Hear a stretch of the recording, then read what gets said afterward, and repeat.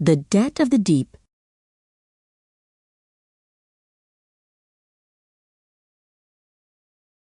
The sea had a temper, and Adewale, a fisherman with hands as worn as his old boat, knew it well. For weeks his nets had come up empty, and his hope was a thing worn thin by the sun.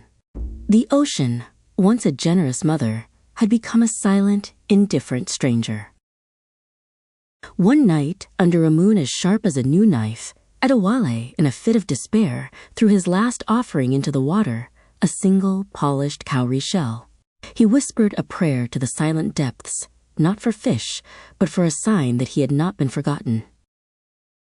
The water did not answer with a ripple, but with a presence. From the depths, a woman rose, her hair like a cascade of black silk, her eyes the color of the deep sea. Her lower body was a shimmering tail of iridescent scales.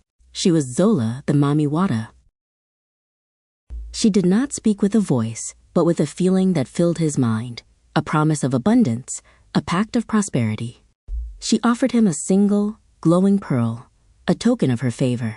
All she asked in return was that he remember the source of his good fortune. Adewale's luck changed with the tide. His nets overflowed with silver fish, and his boat was no longer empty. He built a grand house on the shore, his hands now soft with wealth, his mind filled with the clatter of coins. The pearl, once a sacred gift, became a mere trinket in a velvet box. The memory of the silent pact faded with each passing season. He took more than he needed, his boats casting ever wider nets, his greed a shadow that darkened the water. He forgot the quiet respect he once held for the sea, seeing it only as a resource to be plundered. The sea, once a silent stranger, began to roar. The storms that once spared his coast now lashed out with a furious vengeance. The fish disappeared, and the water, once clear and blue, turned a sickly, murky green. The debt, long forgotten, had come due. Adewale, now an old man, stood on the shore, watching his grand house crumble under the relentless assault of the waves. He searched for the pearl, the forgotten token, but the velvet box was empty. The sea had taken back what was hers.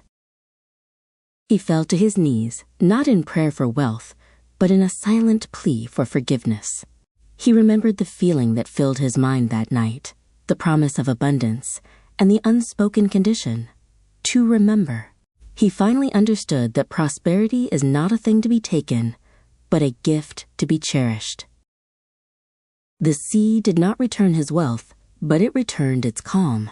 The storm subsided, the water cleared, and the silent song of the deep returned.